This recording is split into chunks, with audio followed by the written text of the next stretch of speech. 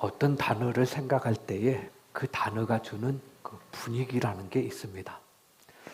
단풍은 아름답고 화려한 분위기를 느끼고 초생달은 외롭고 쓸쓸하고 초라한 분위기가 있습니다. 먹구름은 어둡고 무거운 캄캄한 분위기가 있고 갈대는 가을을 생각나게 하고 또 옛 추억을 돌아보게 합니다. 파스칼은 인간을 생각하는 갈대라 했는데 약해도 지혜롭고 강하다는 의미가 있고 갈대 부정적인 표현도 있는데 믿지 못하는 마음, 흔들리는 갈대와 같다는 표현도 합니다.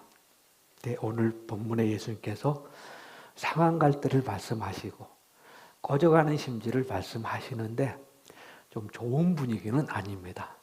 갈대는 건강해야 아름답고 방안을 장식하는데 상한 갈대, 꺾여진 갈대, 방안 장식하는 사람은 없죠. 먼지만 남기고 방안 청소만 힘듭니다. 꺼져가는 심지는 그보다 더 심각한 게 심지의 역할은 어둠을 밝히는데 어둡습니다. 어두운 정도가 아니고 냄새가 나고 코를 힘들게 하고 눈도 좀 힘들게 만듭니다. 그 정도라면 괜찮은데 거기에서 나온 연기가 암을 유발한다고 하는데 심각한 상태입니다. 이상한 것은 예수님께서 상한 갈대도 꺾지 않고 꺼져가는 심지도 끄지 않는다. 의미가 뭔가? 실제 상한 갈대 꺼져가는 심지를 말씀하신 게 아니고 상한 갈대 같은 인간, 꺼져가는 심지 같은 비참한 상황에 있는 모두를 끝까지 참으시고 긍휼히 여기시고 회복한다는 약속의 말씀이기 때문입니다. 예수님께서 제자들과 함께 길을 가시다가 무성한 무화과 나무를 봤는데 가까이 가서 열매가 없고 저주하셨고 무화과 나무가 말라버립니다. 좀 이상합니다. 오늘 말씀을 보면은 상한 갈대도 꺾지 않고 꺼져가는 심지도 끄지 않으신 예수님이신데 아니 그렇게 무성한 무화과 나무를 열매가 없다고 저주하셔 버렸는가? 좀 앞뒤가 모순됩니다. 아니 배가 고파서 열매를 기대했는데 좀 속이 상하셨는가? 아니면 기분 좋을 때는 꺼져가는 심지도 끄지 않으신데 기분이 좀 안 좋으신가? 물론 사람이라면 그럴 수 있습니다. 기분 좋을 때는 모든 것 줄 것처럼 하다가 짜증나면 괜히 신경질도 나는데 주님은 그런 분은 아니십니다. 어제나 오늘이나 영원토록 변함없으신 예수님. 그런데 왜 상한 갈대도 꺾지 않으신데 무성한 무화과 잎을 또 저주해 버리셨는가 하면은 대상이 다르기 때문입니다. 상한 갈대를 꺾지 않으신다 말씀하실 때는 비참한 상황에 있는 우리 인간을 불쌍히 여기셨고 무성한 무화과 나무가 있는데 저주해 버리신 것은 무성한 잎만 무성한 요란스러운데 신앙의 경륜도 깊은데 모양만 남은 바리새인들, 사두개인들을 생각하면서 경고하신 말씀입니다. 이사야 서신에 기록되는 하나님이 이스라엘, 야곱을 보시는 기준도 모습도 두 가지 대조적인 모습이 나옵니다.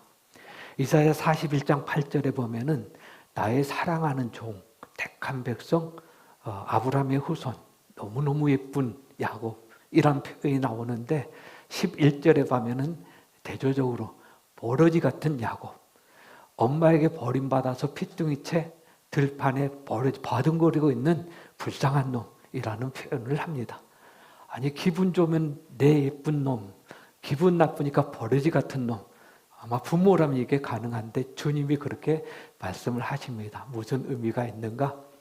버러지 같은 놈인데 불쌍히 여기시고 상한 갈대인데 불쌍히 여기시고 영원히 붙들겠다는 약속도 거기에 포함되어 있습니다. 무슨 의미인가? 어떤 말을 들었을 때 성경 말씀을 들었을 때 그 의도를 생각해야 됩니다. 본질이 뭔가? 실제적인 것인가? 비유로 하는 말씀인가? 마음이 어떤 상태인가를 분별할 수 있는 지혜가 필요합니다. 김소월의 진달래꽃이라는 멋있는 시가 있습니다. 한두 번쯤 들어봤고 젊은 청소년이라면 너무너무 좋아하는 시인데요. 내용 가운데 나보기가 역겨워 가실 때는 말없이 고이 보내드리겠습니다. 영변의 약산 진달래꽃 아름 따다 가실 길에 뿌려드리겠습니다. 가시는 걸음걸음 조려받고 가시옵소서. 나부기가 역겨워 가신다면 죽어도 눈물 아니 흘리겠습니다. 의미가 뭘까요? 그동안 보기 싫었는데 잘됐다, 시원하다, 이런 의미가 담겨 있습니까? 아니잖아요. 붙잡고 싶어하는 마음, 간절한 그 마음을 내둘러서 표현한 것이잖아요. 동일합니다. 하나님의 말씀을 들을 때 어떤 마음으로 그 말씀을 하셨는가, 그 음성을 들을 수 있는 하나님의 마음을 아는 지혜가 우리에게 필요합니다. 말씀을 들을 때에 설명인지 실제인지 비유인지 분별해야 되는데, 예수님께서 죄를 무섭게 책망하시는 말씀 가운데 한쪽 눈이 범죄하면 파버려라. 두 눈 멀쩡해가지고 지옥에 가는 것보다 낫다. 한쪽 팔이 범죄하면 잘라버려라. 두 팔 멀쩡한 것보다 한쪽 없어도 천국에 들어가야 된다는 말씀을 하십니다. 그러면은 실제 파버려라는 겁니까? 눈이 범죄했을 때, 만약에 실제 한 눈이 범죄했을 때 파버린다면은 여기 있는 우리 모두가 두 눈 멀쩡한 사람은 한 사람도 없습니다. 왜냐하면은 모두가 죄를 짓는데 죄의 출발점이 눈에서 시작되기 때문입니다. 눈은 죄 짓는데 빠르다. 견물생심이라는 말이 있습니다. 의미가 뭐예요? 보는 순간 욕심이 생깁니다. 갖고 싶다. 출발점이에요. 죄의 출발점. 성경에 아담과 하와의 죄를 기록하는데, 아담이 선악과를 따먹으면서 했던 장면을 기록하면서 보면 볼수록 부함직도 하고 먹음직도 하고 탐스럽게 생겼다. 보니까 욕심이 생깁니다. 죄의 출발점입니다. 그러므로 눈을 조심해라, 그 경고이지 실제 파벌이라는 의미는 아닙니다. 오늘 상한 갈대를 예수님이 말씀하시는데, 상한 갈대의 의미가 뭔가? 성경에서 상한 갈대 의미를 찾아본다면은 오늘 예수님께서 말씀하시기 전에 구약 이사야 선지자가 상한 갈대를 얘기했는데, 이사야 42장 3절 말씀입니다. 이사야 42장 3절에 보면은 상한 갈대를 꺾지 않고 꺼져가는 등불을 끄지 않는다. 이사야가 했던 말씀을 인용해서 주님께서 지금 하시는 경고 말씀인데요. 자, 그러면은 이사야 선지자가 상한 갈대를 말씀하실 때 그 배경이 뭔가 하면은 이스라엘 백성들이 바벨론 포로로 끌려갑니다. 한두 해가 아니라 70년이 지납니다. 모든 것이 끝난 상황. 이제는 우리 끝났다. 하나님이 우리를 버리셨다. 우리에게 무슨 소망이냐? 될 대로 되라.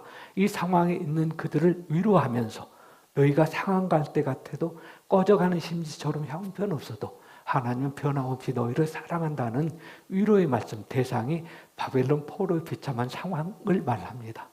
그리고 하나님께서 한 번으로 안 되기 때문에 또 에레미야 선지자를 통해서도 거듭된 위로를 하시는데, 표현은 다르지만은 에레미야 29장 11절에 보면은 너희를 향한 나의 생각을 내가 아나니 재앙이 아니라 평안이라. 너희 장래에 소망을 주려는 것이다. 지금 힘들지? 아니다. 결론은 소망이다는 말씀으로 위로를 하는데, 그게 오늘 상한 갈대를 통해서 위로하시는 하나님의 말씀입니다. 그러면은 오늘 본문이 말하는 상한 갈대는 누구인가? 본문 내용을 보면은 손 마른 사람이 있고 그 사람을 예수님께서 고쳐줍니다. 그리고 병이 낫습니다.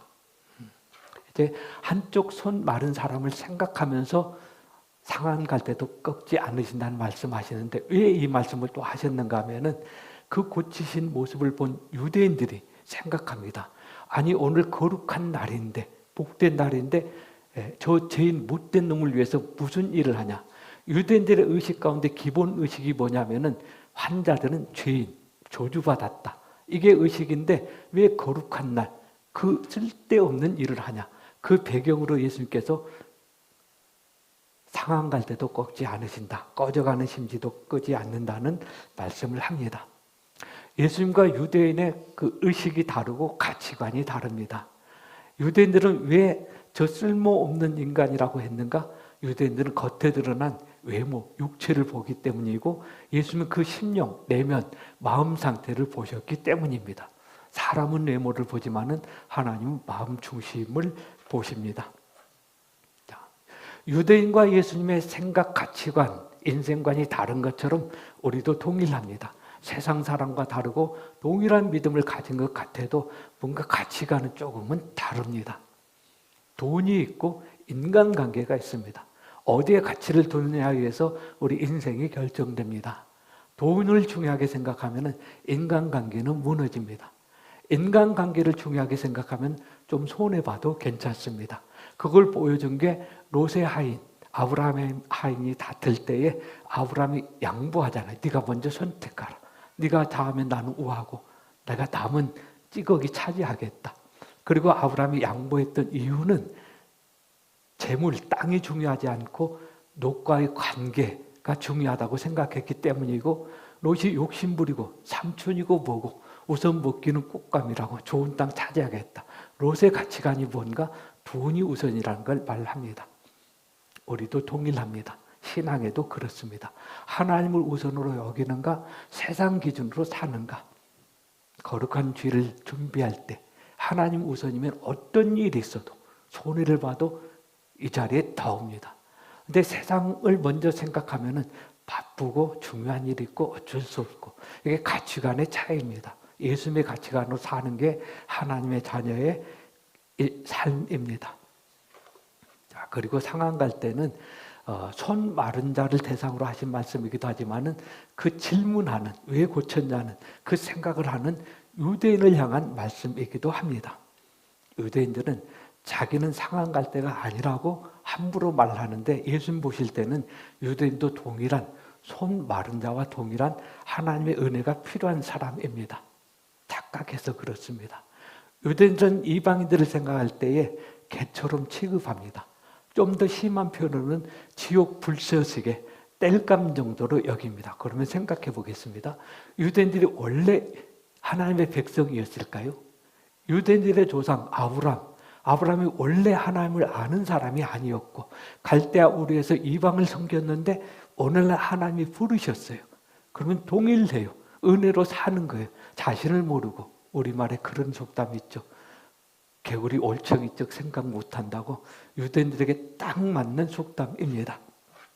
자, 입장을 바꿔놓고 생각해보자는 말이 있습니다. 만약에 유대인들이 손 마른 사람을 꺾어버려야 된다, 왜 저가 은혜가 필요한다고 말하는데, 유대인들이 만약에 자기들이 손 마른 입장이라면 그런 말 할 수 있을까요? 결코 그런 말 할 수 없죠. 그런데 만약에가 아니고 실제 유대인들도 동일한 입장에 서 있어야 됩니다. 나면서 소경된 자를 두고 유대인들이 저 사람이 누구의 죄 때문이니까 질문할 때 예수님이 설명을 하시는데, 네가 소경됐으면 죄가 없으려니와 네가 소경면서 본다고 하니 너희 죄가 그저 있느니라. 무슨 의미예요? 너희가 더 불쌍한 것인데 네가 알지 못하는 불행을 지적을 합니다. 느껴져야 됩니다. 그 소식이, 내 소식, 그 경고가, 그 자비가 나를 대상이라는 게 느껴져야 되는데 이게 안 느껴진 게 불행입니다. 그제 뉴스를 통해서 이란 사태가 심각하다는 뉴스를 들었습니다. 정부의 정책에 불만이 많고 경제난이 가중되고 여자들 히잡 쓰는 문제로 사형도 시키고 불만이 많을 수밖에 없죠. 시위대가 일어납니다. 그리고 시위대를 진압을 하면서 정부에서 총칼로 무자비하게 진압하다 보니까 그 시위대 진압 과정에 60명이 죽었답니다. 어린아이들도 죽고. 그 진압하면서 2,500명 정도 되는 사람들을 가두었는데 생사를 알지 못한답니다. 얼마나 심각할까요? 예전에 우리나라, 지금도 해결되지 않았습니다마는 비상계엄 때 얼마나 우리가 마음 졸였습니까? 나라가 어떻게 되는가 싶고 다른 모든 걱정을 아무 걱정도 안 했는데 오직 그것 걱정했잖아요. 그렇다면 그 상황 생각하면 그 상태는 너무너무 심각합니다. 그런데 문제는 우리는 별로 심각하지 않습니다. 그런가 보다. 왜 그럴까요? 안 느껴지거든요. 느껴지면 이게 느껴올 텐데 똑같아요.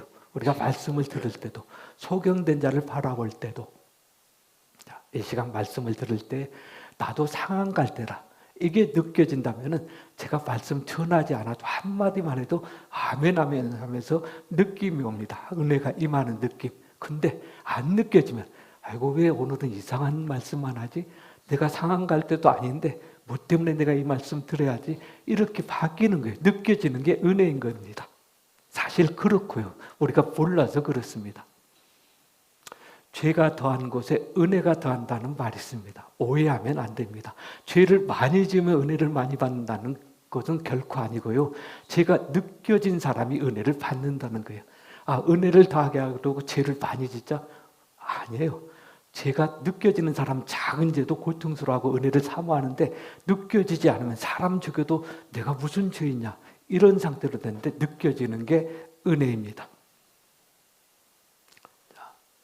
하나님이 상한 갈 때 꺼져가는 심지 같은 사람에게 은혜를 입힌 이유가 있는데, 상한 갈 때 심령이 되면은 아멘 아멘 하면서 은혜가 막 폭포수처럼 쏟아지기 때문에 그렇습니다. 은혜 받는 시기가 상한 갈 때입니다. 다윗이 시편에서 은혜를 사모하는데, 내 영혼아 네가 어찌하여 내 속에서 낭망하냐, 너는 하나님을 바라보라, 나는 내 영혼을 도우시는 하나님을 찬송하겠다는 고백을 합니다. 믿음의 고백, 너무너무 멋진 고백인데, 그때가 언제인가? 다윗이 왕으로 풍요할 때인가? 아니요, 그때는 무너집니다. 비참할 때, 쫓기고 도망다니고 죽음이 눈앞에 있을 때, 그때 그 고백을 하거든요. 이게 은혜 중에 은혜입니다. 예수를 믿는 출발점도 다른 데지 않고 고난, 외로움, 슬픔 가운데 성경에서 주님을 찾았던 사람들의 공통점, 삭개오, 수르보니게 여인, 사마리아, 모든 사람들의 공통점이 뭔가? 힘들고 외롭고 답답하고 눈앞이 캄캄할 때. 사실 주님이 그것 때문에 오셨잖아요. 예수님이 이 땅에 오셔서 하셨던 말씀, 내가 세상에 온 것은 의인을 찾으러 온 게 아니다, 죄인을 찾아서 회개시키러 왔다. 건강한 사람은 의사가 필요 없다. 나는 병든 자가 필요하다. 건강도 그렇잖아요. 몸이 건강하면 병원 갑니까? 힘들어야 가죠. 제가 이 말씀 묵상하면서 저의 모습을 돌아봤는데요, 제가 한참 힘들 때 괴로웠습니다. 아니, 괴롭다기보다는 걱정이 많이 되었어요. 병원에 가야 되잖아요. 어떻게 해야 될까? 근데 조금 편해지니까 금방 잊어버려요. 뭐하러 병원에 가냐? 이게 우리 상태를 보여주는 것인데, 하나님 앞에 은혜 있기 원한다면 상한 갈 때, 내가 지금 상한 갈 때 심정이 되어야 은혜를 입습니다. 상한 갈 때는 여기에 있는 우리 모두도 포함됩니다. 손 마른 자만 은혜가 필요한 게 아니라 우리도 필요합니다. 나는 너와 다르다, 너는 그것밖에 안 되냐? 혹시는 나는 괜찮다고 하면은 주님 보실 때 똑같은데, 어쩌면 주님 보실 때는 상한 갈 때 정도가 아니라 썩어버린 갈 때도 있습니다. 우리 자신을 볼 수 있어야 됩니다. 또 하나 생각하고자 하는 것은, 상한 갈 때는 누구를 말하기보다는 모든 사람에게 있는 인간의 연약함을 생각할 수도 있습니다. 하나님께서 인간을 흙으로 만드셨는데, 이게 상한 갈 때 연약함, 쉽게 부서지는 모습을 생각할 수 있습니다. 인간의 감정이 얼마나 약합니까? 쉽게 계란 껍질처럼 깨지기 쉬운 게 인간의 감정이라는 표현을 합니다. 사소한 말에도 상처받고요, 좋은 말을 해도 스스로 상처받을 때도 있고, 눈빛만 이상해도 상처를 받는 게 우리 인간의 마음인데, 그 상태를 상한 갈대로 생각할 수도 있습니다. 약한 사람을 판단하면 안 되는 것은 그 약한 모습이 나에게도 있기 때문에 그렇습니다. 크고 작은 건 중요하지 않은데 하나님 보실 때는 똑같습니다. 사울이 시기심으로 다윗을 죽이려고 쫓아다닙니다. 그런 못된 놈이 있을까 싶습니다. 말씀을 들으면서 우리는 아닐까요? 우리에게 시기심 있죠. 우리말에 사촌이 노는 사람은 배가 아프다. 우리는 배 안 아플까요? 아프죠. 그게 우리에게도 있는 모습이에요. 예수님이 가장 미워했었던 그 바리새인들, 외식하는 놈들, 위선자, 회칠한 무덤, 독사의 자식, 못된 놈이라는 책만 하는데, 우리는 왜일까요? 우리도 외식하잖아요. 위선되고 꾸미고 사람 앞에 잘 보이고 싶어하고, 사람 있을 때는 밝게 웃고 멋있는 모습 보이는데 안 보면 이상한 말 하고, 똑같아요. 우리도 바리새인처럼 위선되고 가식으로 사는 모습, 이걸 먼저 인정을 해야 됩니다. 바울이 책망합니다. 갈라디아 교회 성도들에게 권면하면서 갈라디아서 6장 1절을 보면, 형제들아 만일 누가 범죄한 일이 일어났거든 그 형제를 온유한 마음으로 책망하고 그 다음 중요한 말씀, 너 자신을 돌아봐서 너는 그렇지 않은가 한번 생각해 보라. 그러면은 마지막 부분, 너는 그렇지 않은가 생각해 보라. 물어보는 말씀일까요? 혹시 있는가? 너 없냐? 이런 질문일까요? 아니에요. 내게 있다는 거예요. 있는 걸 발견하라는 경고의 말씀입니다. 발견해야 됩니다. 나도 동일하다는 것은. 판단하면 안 되는 것은 하나님이 때가 되면 알아서 정확하게 판단하시기 때문에 우리가 아무리 판단 한들 정확할 수 있을까요? 이미 마음이 굽어졌는데 팔이 안으로 굽는데 정확할 수 없고 하나님께서 정확하게 때가 되면 판단하십니다. 그리고 그때 경고하십니다.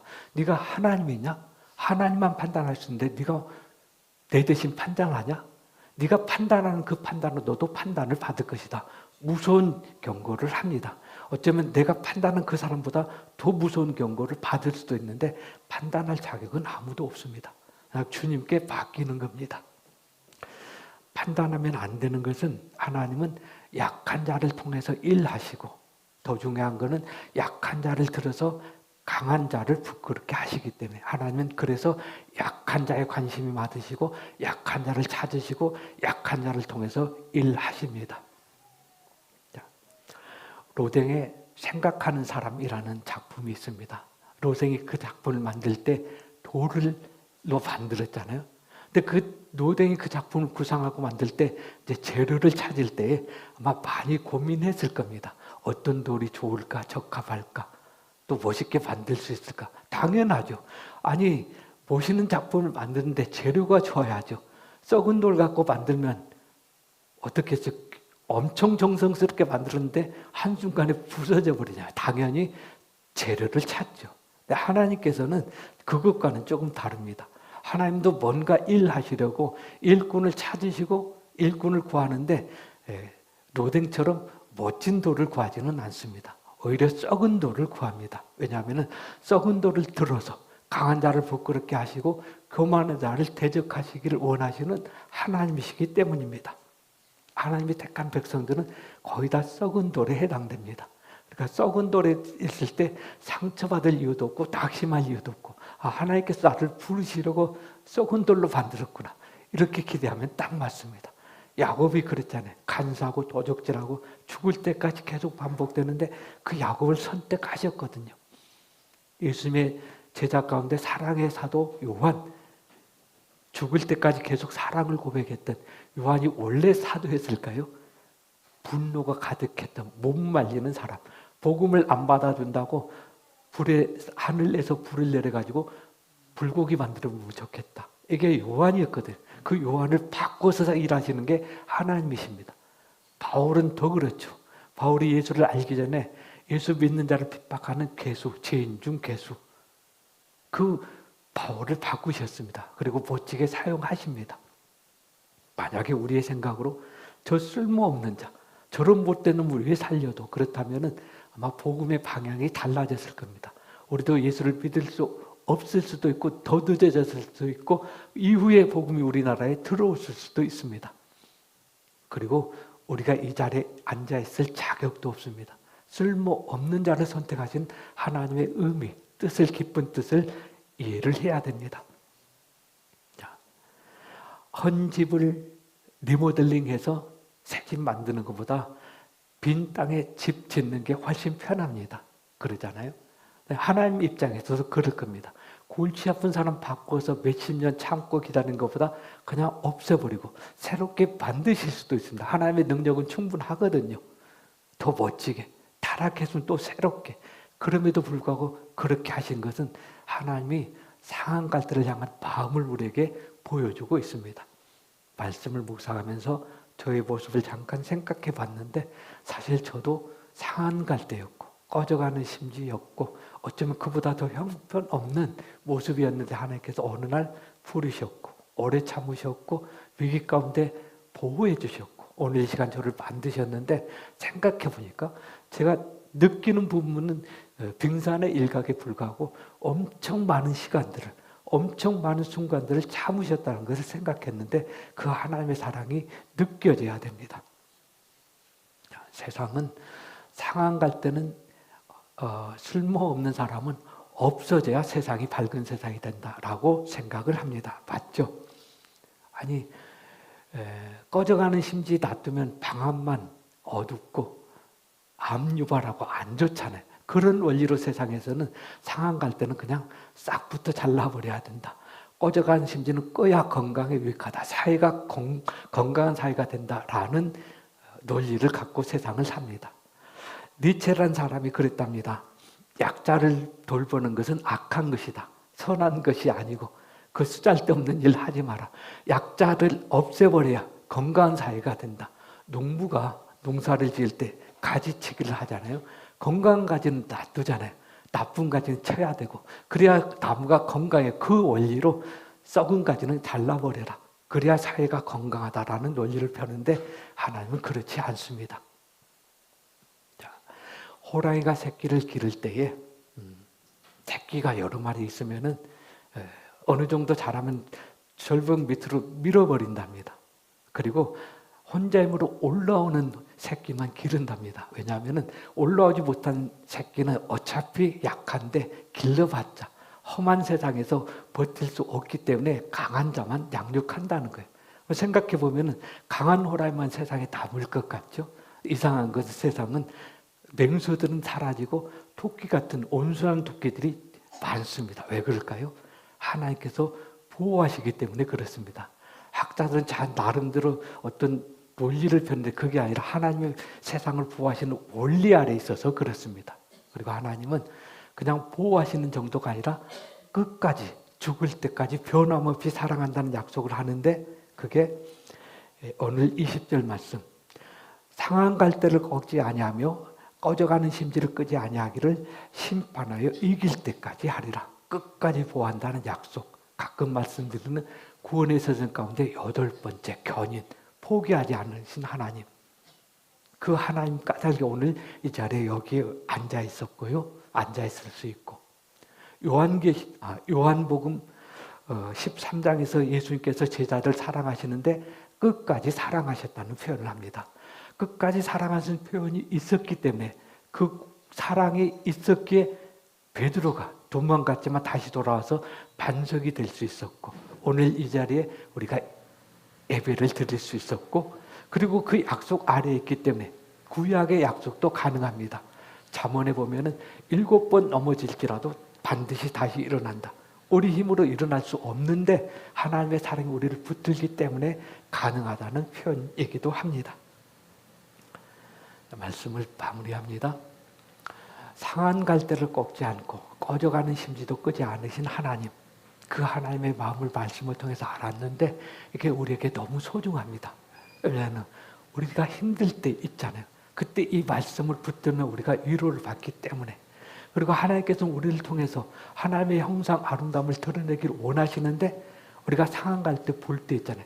아, 저것이 왜 나의 속을 썩이냐 이해가 됩니다. 그리고 마음으로 섬길 수도 있는데 이 마음을 이루는 뜻을 위해서 오늘 우리가 이 말씀을 들었는데 마음에 새기고 말씀을 통해서 우리 생각이 바뀌어지고 하나님 보실 때 아름다운 성숙한 신앙으로 세워지기를 원합니다.